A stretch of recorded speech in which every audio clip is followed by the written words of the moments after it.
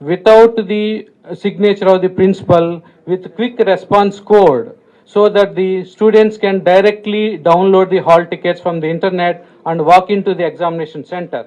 Similarly, we also introduced know your seat in the examination center. It is like you book a ticket in a movie theater, you know the plan. Similarly, our students going taking the examination also will know the plan of the examination hall. This may be the one first maybe the in the country. Further, we also introduced the CC cameras in our all examination centers and live streamed that to the board office and monitored this. All these has ensured the fairness in the examination. In fact, we have started our valuation process in 19 March itself, but due to the COVID lockdown, they were kept under suspended animation, and with the active support and guidance of our Honorable Minister Garu and Principal Secretary Garu, we could resume the spot valuation on the 11th May of this year, and we have decentralized 13 centers to almost 46 centers. We have gone to divisional and subdivision levels also. We faced a lot of challenges. Still, our officers rise to the occasion and we are before you with the results. And we also delayed by the 2 months in declaring these results. So the situations are not in our control. Second thing, the last one is that I have one announcement to make that the Board of Intermediate will not sanction the advertisement of these results. Nobody can display these results with the photographs, marks, and grades, either in print or electronic media. We proscribe such activities, so request the management from desist from that activities. So I take this opportunity to thank Honorable Minister Garu for guidance and valuable support, sir. Without your support, we could not have done this one. Our Principal Secretary Garu also has done a lot of support in this one so that we could release these results. Before Honorable Minister Garu declare the results, I request the Principal Secretary Garu to say a few words. Thanks. అందరికీ నమస్కారం. గౌరవ మంత్రివర్యులకు, మన secretary and secretary of the board of intermediate education, senior officers from the board, friends from the media. ఇప్పుడే commissioner గారు చెప్పినట్టు today is a golden day for the state of AP. I think ఈ secondary senior secondary exam results, if I'm not mistaken, first in the country we are announcing. So I'll take this opportunity to congratulate Ramakrishna Garu, our commissioner, and his team, his entire team. Board of Intermediate లో చాలా చాలా కృషి చేశారు, particularly in the challenging times of COVID, and without an incident decentralized చేసాము, and we have taken all the protocols issued by MHA, and we ensured the safety of the teachers, and within a short time, and they have done exceedingly well. I congratulate all the lecturers who participated in these camps, and today we are here with you with these results. And of course, as our commissioner has said, without the blessings of our minister, all this would not have happened. So on behalf of the board, I also thank our honorable minister.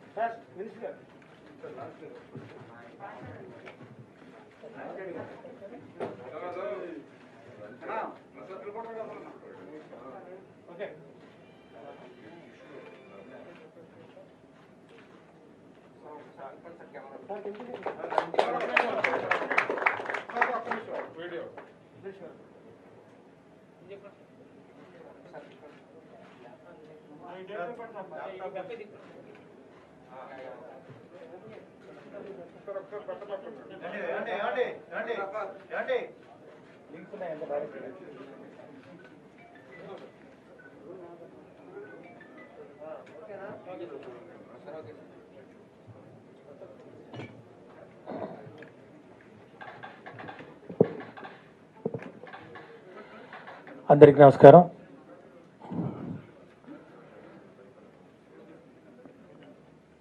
గౌరవ principal secretary గారు for school education Rajasekhar గారికి, commission board of intermediate education Ramakrishna గారికి, ఇతర అధికారులు board of intermediate education నుంచి, అట్లాగే పాత్రికేయులకు, print and electronic media సోదరులందరికీ నమస్కారాలు. ఈరోజు నిజంగా ఒక చారిత్రాత్మకమైన రోజుగా నేను భావిస్తా ఉన్నాను. ఈ కోవిడ్-19 కంటైన్మెంట్ ఉన్న పరిస్థితుల్లో ముఖ్యంగా ప్రజా జీవితం అతలాకుతలమైపోయి అస్తవ్యస్తమైపోయి మరి ఇబ్బందులు పడుతున్న పరిస్థితుల్లో అన్నీ ఆలస్యంగా నడుస్తున్న ఈ నేపథ్యంలో ఈరోజు విద్యాశాఖ నుండి మరి ముఖ్యంగా ఇంటర్మీడియట్ బోర్డు నుంచి ఇంటర్మీడియట్ ఫలితాలు మార్చ్ 2020లో నిర్వహించినటువంటి ఇంటర్మీడియట్ పరీక్షా ఫలితాలు అందరికన్నా మరి సెక్రటరీ గారు చెప్పినట్టు దేశంలోనే బహుశా ప్రప్రథమంగా ఈ యొక్క ఫలితాలను అన్ని సవాళ్లను అధిగమించి ఈరోజు వెల్లడించడం అనేది ఫలితాలు వెల్లడించడం అనేది నిజంగా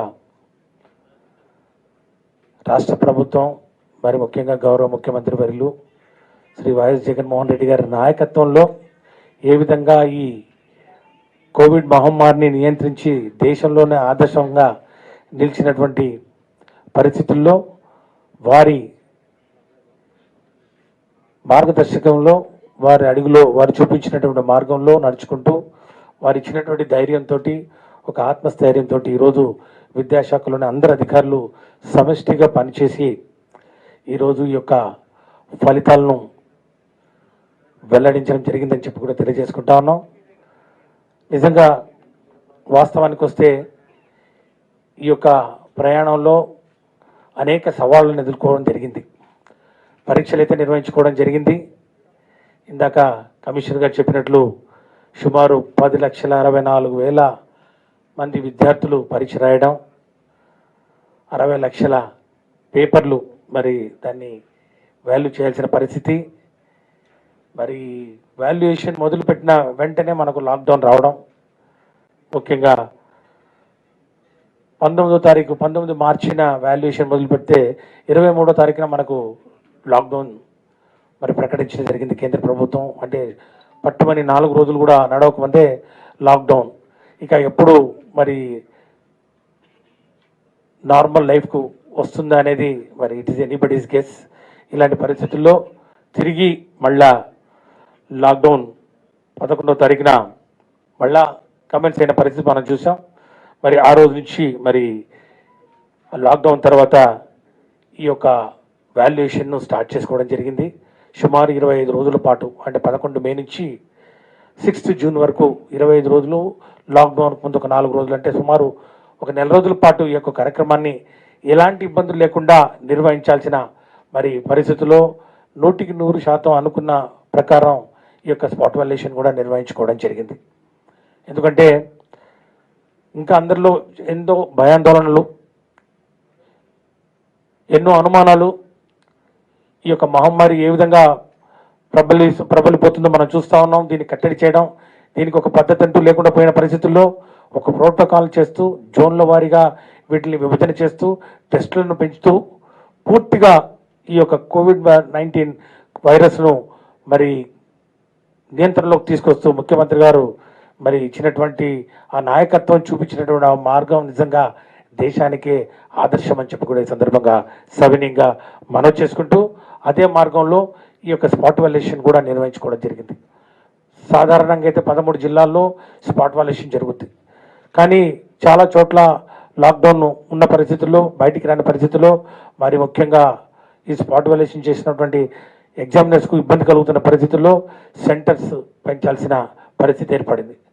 వెనకాడకుండా మరి సెక్రటరీ గారు, మరి కమిషనర్ గారు అందరికీ ధైర్యం చెప్తూ, అందరితో వీడియో కాన్ఫరెన్స్లు నిర్వహిస్తూ, అందరి సలహాలు సూచనలు తీసుకుంటూ ఒక చక్కటి మార్గదర్శకాన్ని మరి కల్పిస్తూ ఈ సెంటర్స్ను 46 సెంటర్లకు పెంచి సుమారు 25,238 మంది ఎగ్జామినర్స్ను మరి ఈ యొక్క కార్యక్రమానికి మరి ముందుకు దించి వారితోటి ఈ యొక్క వాల్యుయేషన్ జరిపించడం జరిగింది.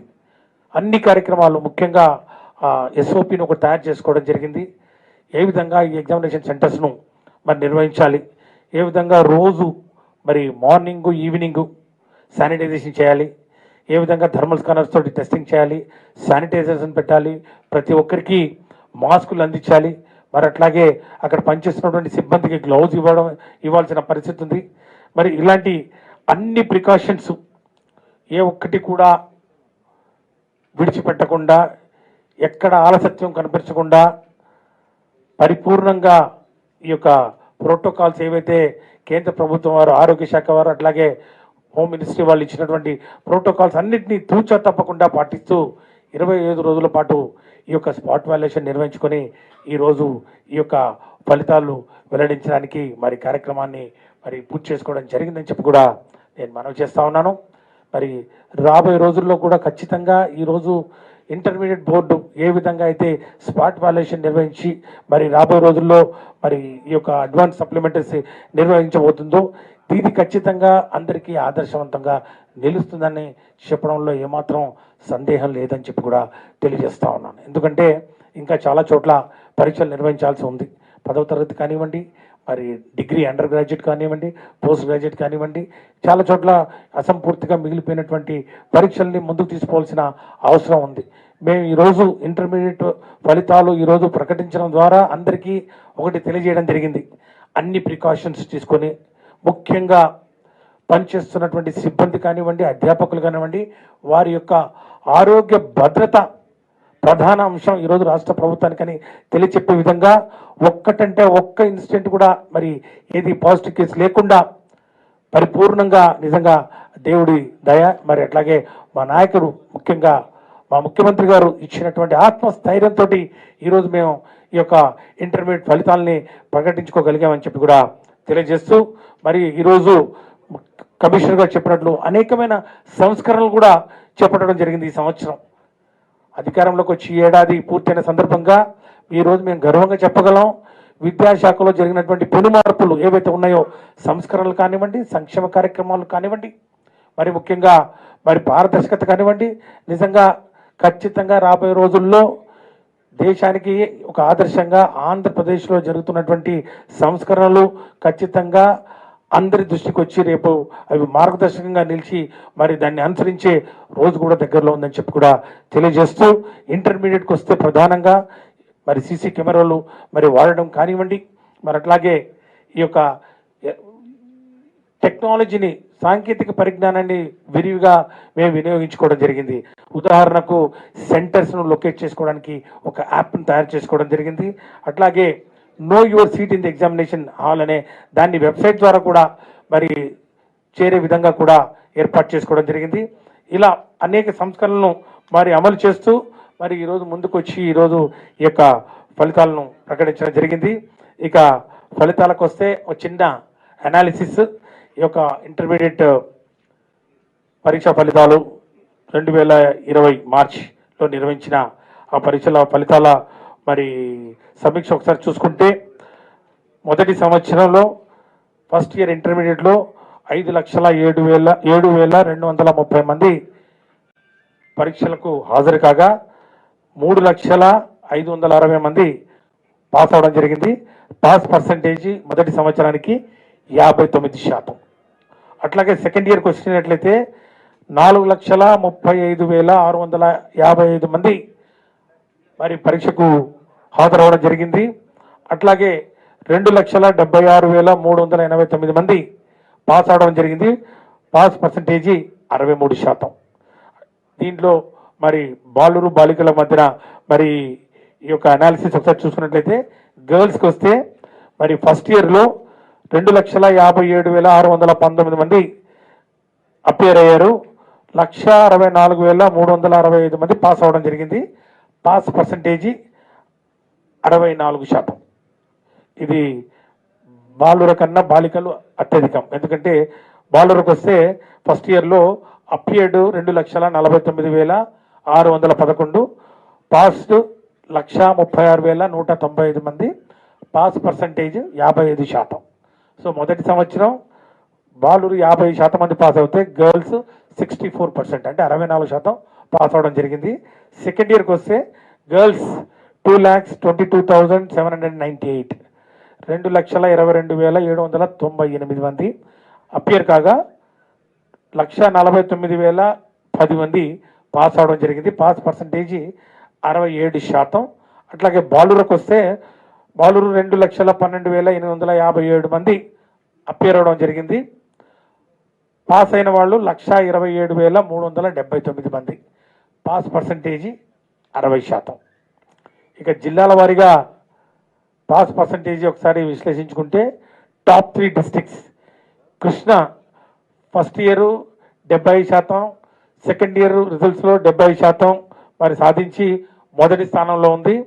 అట్లాగే వెస్ట్ గోదావరి అండ్ గుంటూరు మొదటి సంవత్సరం 65% పాస్ పర్సంటేజెస్ తోటి రెండో స్థానంలో ఉండగా, సెకండ్ ఇయర్లో వెస్ట్ గోదావరి 71% తోటి రెండో స్థానంలో ఉంది.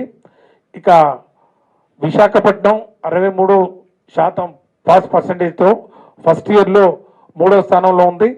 అట్లాగే నెల్లూరు జిల్లా ఎస్పీఎస్ఆర్ నెల్లూరు అండ్ విశాఖపట్నం 68% తోటి సెకండ్ ఇయర్లో మూడో స్థానంలో ఉందని చెప్పి కూడా తెలియజేస్తా ఉన్నాం. ఇక ప్రభుత్వ పాఠశాలల్లో పాస్ పర్సంటేజ్ చూస్తే విజయనగరం మొదటి స్థానంలో, ఫస్ట్ ఇయర్ అండ్ సెకండ్ ఇయర్లో రెండు మరి 2 ఇయర్స్లో కూడా విజయనగరం ప్రభుత్వ పాఠశాలలో హైయెస్ట్ పాస్ పర్సంటేజ్గా మొదటి స్థానంలో ఉంటే, వెస్ట్ గోదావరి రెండవ స్థానంలో ఉంది. మొదటి సంవత్సరం రెండవ సంవత్సరం రెండు కలిపి. అట్లాగే మొదటి సంవత్సరంలో శ్రీకాకుళం కూడా మరి వెస్ట్ గోదావరితో పోటీ పడుతూ రెండవ స్థానంలో ఉంది. ఇక మూడో స్థానంలో కృష్ణ మొదటి ఫస్ట్ ఇయర్ రిజల్ట్లో మూడో స్థానంలో ఉంది. మరి చిత్తూరు సెకండ్ ఇయర్ రిజల్ట్స్లో మూడో స్థానంలో ఉందని చెప్పి తెలియజేస్తా ఉన్నాం. ఈ రిజల్ట్స్ కూడా ఈసారి సీడీ మనం ఇవ్వట్లేదు. సీడీకి బదులుగా ఈ మెమోస్ ఏవైతే ఉన్నాయో ఈ మెమోస్ కూడా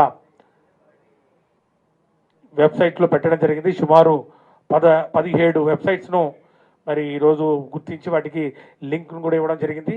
ఆ వెబ్సైట్ లిస్ట్ కూడా మీరు స్క్రీన్ మీద చూడొచ్చు. ఆ స్క్రీన్ మీద ప్రధానంగా ఫస్ట్ ఇయర్ రిజల్ట్స్ మాత్రం వాటికి సంబంధించి సబ్జెక్టు వారీగా మార్కులు మరి ఇవ్వడం జరుగుతుంది. ఎందుకంటే ఈ సంవత్సరం నుంచి మనం గ్రేడింగ్ విధానానికి స్వస్తి పలికి మరి మార్క్స్ ఇవ్వడం ప్రారంభించడం జరిగింది కాబట్టి అది ఫస్ట్ ఇయర్కి వర్తిస్తుంది. ఇక సెకండ్ ఇయర్కి వస్తే ఇంకా ఈ గ్రేడింగ్ సిస్టమ్ కంటిన్యూ అవుతుంది. ఎందుకంటే ఇవి బులెటిన్ విశేషాలు. స్టేట్ అంటూ రాష్ట్రం